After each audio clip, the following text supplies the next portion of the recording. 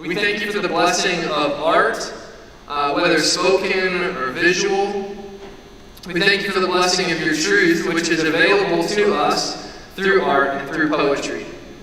Thank you for Gabbie and thank you for Nick, their willingness to come here and in the middle of their workday to come bless us with the gift that you have blessed them with. Thank you for the students and the time that they have as 7th through 10th graders to focus in and to hear something unique once a month about your truth and about your story for them. So we submit this time to you. We thank you for this space and this room. We pray all this in Jesus' name. Amen. Please welcome Gabbie Hoge. Hey, how's everyone doing? I'm Gabbie. I was so excited when Stephen asked if I could come do poetry. This is really awesome. So it's a great opportunity to just be here and get to know some of you. So I'm going to start off with a poem about God's creativity. He didn't have to make so many stars. There are approximately 1 billion trillion stars in this universe. But as far as space exploration has come, we've only seen 9,000 of them. Our best telescopes have barely scratched the surface of a universe so glorious, so expansive, that human eyes will never see all of God's cosmic creativity. He didn't have to make so many stars. And he didn't have to make a macaw's wings so vibrant, or a redwood tree so giant. But God flexes his muscles by sketching elegance on the canvas of creation just because it makes our hearts beat a little bit faster. And if you cut me open, you would find chapter after chapter, page after page of the same story of being wooed by my Creator and then drifting away. But God is over-the-top creative, not just in the way he makes, but in the way he sustains. He puts all of our broken pieces into a collage. He ties up the loose ends of our plot and reclaims even the times we sabotage the pen from his hand, and when we slam the door in his face, he waits and he knocks. Because we are not an accident. And we did not emerge independently from non-living matter. I matter to God because he made me. And when I think of my own creativity, I see a mirror of how God feels about me. Just like every time we create, we put a piece of our soul on display. We parade his presence. And just like we put care and attention into the details of our inventions, nurturing projects that derive from our very minds and the overflow of existence, we are products of his blood, sweat, and persistence. And he's not going to let us go that easily. He'll run with you when you soar, and he'll hold you when you can't walk. When you fall into addiction and can't seem to control your desires, when you fall in love and don't want anything to do with him anymore, when you fall into the pit of religious thinking and somehow think you have them all figured out, and when you think you have fallen away and stand in a room of worshipers and feel nothing, he'll be there. He'll be standing at your side, only a whisper away. Because you are the song he wrote that he can't get out of his mind. Your story is the book that he keeps by his side. And your freedom is the project he has dedicated the last 4,000 years trying to get off the ground. And you can walk around and pretend like it doesn't matter. And you can tell yourself every day that God doesn't care. But just do me a favor and take a minute to stare at the stars. Because he didn't have to make so many. And he didn't have to save you through a costly display of affection. And he doesn't have to sustain you through creative intervention. But he does. And everything he does testifies to a radical love, an unbreakable bond between creation and creator. father, and child. Thank you.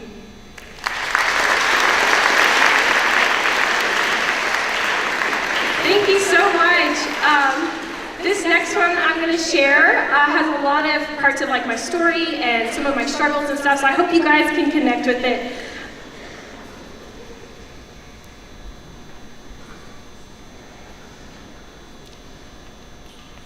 It was a Monday, and I woke up with a massive zit on my lip, perfectly complementing all the little pink dots that recently decided to make my face their home and told my confidence to take a vacation. And suddenly the fact that I'm 21 years old and bounding with potential is overpowered by this existential crisis. I wish I didn't have to leave the house today, I say as I think about all the ways to reroute my day so that I don't see anyone that I know.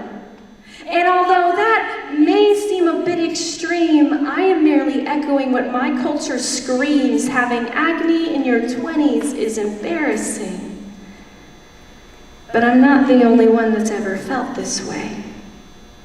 Not living up to this culture's expectation is a universal frustration, one which no one here is foreign to. We all have things about our bodies that we hate and can't change. For me, it's my skin. For others, it's their size, thighs, cellulite, or receding hairlines. We all hide something, whether it's under makeup, clothes, surgeries, or loads of product. But we are not alone in this. Only 4% of women worldwide would describe themselves as beautiful. 68% of men are dissatisfied with their BMI. It's time we recognize this epidemic of self-hatred and ask why. We live in a culture that has learned to listen to its eyes. It's blurred the lines and forgotten that what you see isn't always what you get. A sculpted physique does not mean strength of character. Beautiful face doesn't always make for a great personality, and being a little overweight does not equate laziness. When we begin our judgments with our eyes, we condemn ourselves. We tie our wrists with our own thread of thinking, and we go on to pin down our prison cells, and we're not careful with our clicks on Pinterest. Too many glimpses at men's health, and you're blinding yourself to never see beyond your own reflection. We walk a tightrope between health and obsession, and it's a scary place to be. One which the younger me wasn't too sure how to navigate. I would give anything to look like I walked out of a magazine, and I mean anything. I traded countless calories, hours of exercising, and the time my mind was preoccupied with my weight rather than my dreams. It seems like I convinced myself a bathroom scale weighed my worth as a person. I had to prove I was disciplined and in control of my life. But I was far from in control. I was taken captive by a culture that acted as if every book worth reading had a mesmerizing cover of clear skin, shiny hair, skinny thighs, and a body like a toned hourglass. But that skinny hourglass ideal turned into nothing but a ticking time bomb. It wasn't long till I joined the 4 million people in this nation who suffer from an eating disorder. But who do we blame? Is it the models who are too thin, the Photoshop artists that bend reality, the stores that sacrifice truth for artistry, or the magazines that act as if everything about us needs changing? No, those things are merely made to feed like vultures off our insecurity, because deep down, beneath the clothes, beneath the ripped physique, beneath the layers and layers of makeup, we are still us. And we change ourselves because we are not satisfied with ourselves. Like there was a mistake in the formulation of our DNA, and it's our job to fix it. So we walk backwards up escalators hoping to get somewhere. And we throw $100 bills into wishing wells that promise us a better life. But we have fallen for a lie. We have face planted into a facade and bought the ideal that our culture has sold us. And in doing so, we have taken our life into our own hands and out of the hands of God. Being fearfully and wonderfully made means that God doesn't make mistakes. And we can complain about our skin and our weight. But when we entertain thoughts of inadequacy, we are trash-talking God's masterpiece and insulting the very creativity that brilliantly made this universe. When we look at the sunset, we are filled with awe at God's beautiful creation. But when we look in the mirror, we are filled with awe, but with self-hatred. But aren't we the crown of creation? So maybe we should stop trying to squeeze into social norms like we try to squeeze into last year's genes. Maybe we should stop cursing the gene pool passed down to us, stop complaining about our crooked teeth, and be grateful for the muscles that pull our lips back so we can laugh. Stop obsessing over the dang thigh gap, and be grateful that we have 2 legs that can hold us while we walk.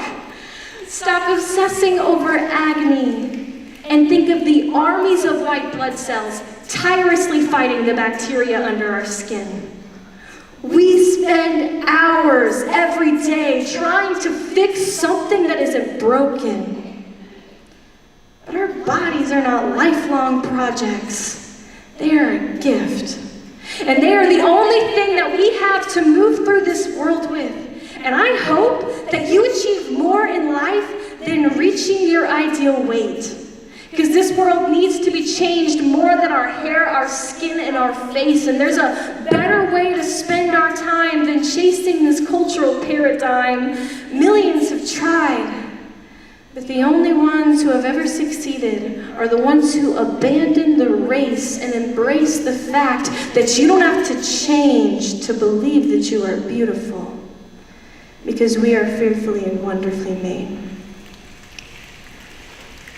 And as for my face, I renamed my agony pink freckles.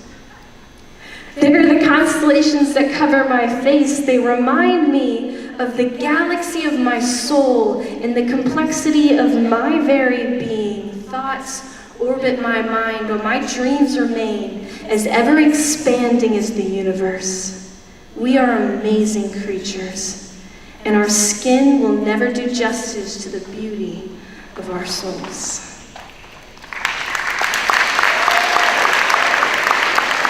Thank you guys so much.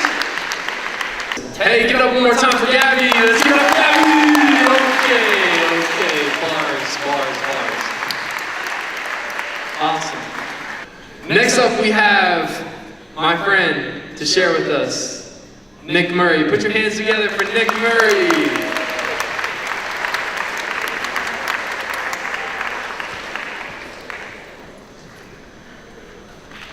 She's taller than me. What's up, guys? How's it going? Cool. All right. So I just got a couple questions real fast. Who here knows what spoken word is? Like, has some sort of familiarity? Okay. Like 3. Cool. All right. Sweet. Google it. Like, look up the history. It's interesting. Okay, I see. Yeah. Second question. Who here likes chapel? Okay, all right. I see who's trying to earn extra credit in Bible class. Nah, I'm playing. I went to private Christian school too. I know, sitting here, it's like, what does any of this have to do with us? I wish I had more time to explain that. I don't, but hopefully you care about what I came here to say. So Gabbie brought up some really interesting points in her pieces. I really like the body image one, because that's like about self-love, right? In the gospel, it talks about like, love your neighbor as you love yourself. But your love for your neighbor is kind of hinges upon how you love yourself. So if you don't love yourself, how do you love your neighbor, right? So it starts here. So this piece that I'm gonna do is kind of about exploring that idea of self-love. There's this tension where we are sinner and saint, enemies of God and yet loved by Him. It's a paradox, right? It sounds contradictory. They kind of go hand in hand. So, the piece is called Paradoxes. You and me, we are paradoxes. And we reach that status as early as Genesis. Allow me to direct your eyes to the upper limits, the birthplace of higher things brought to earth by things like, well, Sunday school.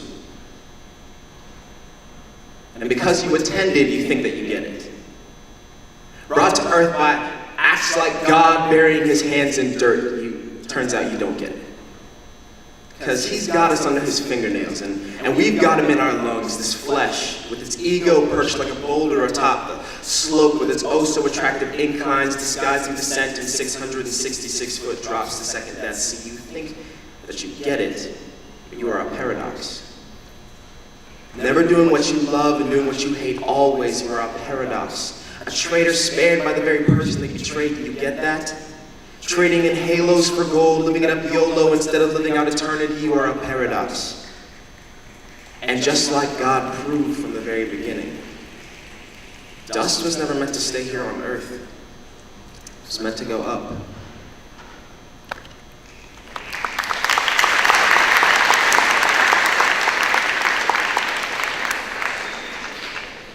So what's the deal with all that? Dust was never meant to stay here on earth, but to go up. What's that about? Did I hear right that somebody said you guys were 7th to 10th grade, this group, right? Okay, walking in, I'm gonna be honest, I did not expect that. I expected like high school, middle school and high school. So this is an interesting group. But I don't think you're too young to grasp onto like the ideas that are being thrown at you right now, because they pertain to you. They're close to you. That's within your immediate scope of concern, like body image, self-love, how to interact with each other, who is Jesus really. These things matter to you. I was gonna do another piece, a piece that I have memorized. Because, like, you know, it's always cool. Oh, how did you memorize all that stuff? But I really want to do something else. Because I sat where you sat, not at King's, but I sat at like a private Christian school. I wore the uniforms. I sat through chapels that I didn't care about. And this is kind of a piece that came out of that, because I know what it's like. So this is, I think, a piece about finding Jesus in the midst of your self-worth being challenged. We searched high school hallways for answers, and even dared the classroom to prove itself, but the study guides, well, they failed us. And our peers were only pitfalls, full of fear and themselves. And where did we go then? To parties and houses that left people more alienated, because those houses weren't homes, just places filled with empty sounds. It's not a secret that my friend's parents' marriage is on the rocks, like the gulps, shots, draughts that got it there, but neither mom nor dad seems to notice that his heart was taking after his stepfather. But we heard the slurred rhythm. We saw the girls that got played by that drunk drum firsthand. And they know what secondhand intimacy feels like. A hand-me-down relationship in a bottle full of fermented feeling and beer-slicked backhands, but she is so faithful. Like her cheek, always there to try and talk those knuckles down, because they fully intend to self-defeat with riots that bruise the city they inhabit. breaking cheekbone storefronts, and she cries all the time, thinking that her tears, well, they're an Advent sequel. But saline saviors don't have enough grace for him, for the blood that leaks next to those mascara-colored messiahs. And it so happened that as she went free diving in his sea, she almost drowned. It was graceless. Now she hobbles the hallway. Now she cripples the party. And when the revelry fails us and the answers are nowhere to be found, what do? No, we can't look at her. We must be rid of her. She's broken glass amidst the confetti. She's a bad note in the Vuvuzela chorus, a cautionary tale about the car's backseat, like Danielle in the lion's dorm. Pray it ends well. Because wouldn't it suck that from the time you learn to tie your own shoes to the time you learn to undo someone else's shirt and tie your soul to theirs, you never answer that question that looms above and burns like the Florida sun. Who am I really? Saints and heathens, first world or third, and whatever the color of your skin, the question blisters, boiling blood and bubbling melanin. Who am I? You are a Claude Monet, purchased with pocket change. You are endangered, poached for your skin while your heart goes to waste. You are dust like the kind that heaven whispers to. And full of its secrets, you can't help but live and move and exhale. You are more than a hobby. My answer to your question, while not numerically sufficient for your cash register of a brain, is that you are more than you feel when you just don't know. And that no matter how you feel, you should know. You're the kind of thing that makes a certain kind of king treat his body like a purse and his blood like billions, and you are worth it. All of it.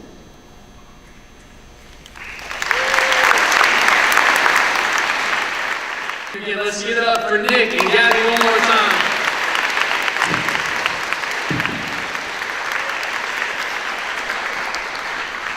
All right, thank you again so much for sharing. Some of you, it's possible that some of you, maybe for the first time, second time, third time, fourth time, have realized that people with different gifts can use their gifts to glorify God. And so people with obvious poetic gifts can use their words to glorify God in the same way that somebody who's gifted in instruments can use their instruments as tools to glorify God. Somebody can use their athletic abilities to glorify God as well. So thank you again.